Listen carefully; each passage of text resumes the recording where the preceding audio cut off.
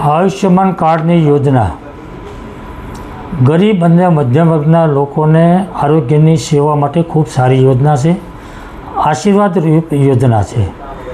પરંતુ સરકારની જે યોજના છે, સરકારની જે ઈચ્છા છે, મનસા સારી છે કે લોકોને આરોગ્યની સેવા મફતમાં મળે, સારવાર એને તાત્કાલિક ફ્રીમાં મળે, એ સરકારના પ્રયાસો છે.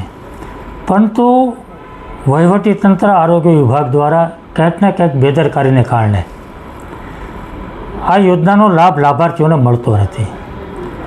કોઈ દર્દી તાત્કાલિક કાર્ડ કાઢવાનો પ્રયાસ કરે, પ્રોસેસ કરે, પ્રયત્ન કરે, પણ તો એને તાત્કાલિક કાર્ડ નીકળતું નથી. જે દર્દીના હાથમાં કાર્ડ છે, સારવાર લેવા માટે હોસ્પિટલમાં દાખલ થયા છે, હોસ્પિટલ એપ્રુવલમાં મૂકે છે કાર્ડ, પણ એને તાત્કાલિક એપ્રુવલ મળતું નથી. મારી પાસે એક દાખલો છે, ઘણા કાર્ડ બધા મારી પાસે લિસ્ટમાં પડ્યા છે, પણ તો એક દર્દી ગંભીર બીમારી કિડનીની સારવાર લઈ રહ્યા છે. 4/12/2025ના રોજ એણે એપ્રુવલ મૂક્યું છે. 12 દિવસ સુધી એપ્રુવલ નથી મળ્યો. રોજનો 30,000નો ખર્ચો છે. જ્યાં સુધી એપ્રુવલ ન મળે ત્યાં સુધી એની સારવાર લેવામાં પૈસા, સ્વખર્ચે પૈસા ગમે ત્યાંથી વ્યવસ્થા કરીને એને સારવાર લેવી પડે છે. તો સરકારની જે મનસા સારી છે કે ગરીબ અને મધ્યમ વર્ગના દર્દીઓને સારવાર સરકારની યોજનામાં મળે, પરંતુ વહીવટીતંત્ર, અધિકારીઓની બેદરકારીને કારણે એમાં કંઈક ને કંઈક સમય લાગે છે, વાર લાગે છે અને લોકોને લાભ મળી શકતો નથી.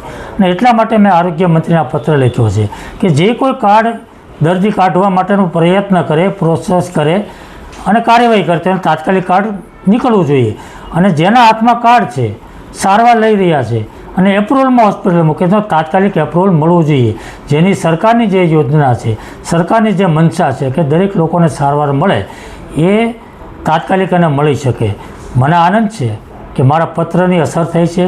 આરોગ્ય મંત્રીએ એક્સ પર લખ્યું છે કે આરોગ્ય વિભાગના અધિકારીઓને કડક સૂચના આપવામાં આવી છે. હું આશા રાખું છું કે આ આરોગ્ય મંત્રીની સૂચનાનું અધિકારીઓ દ્વારા કડક રીતે પાલન થાય અને તાત્કાલિક લોકોને એની સારવાર મળે, એવી હું આશા રાખી રહ્યો છું.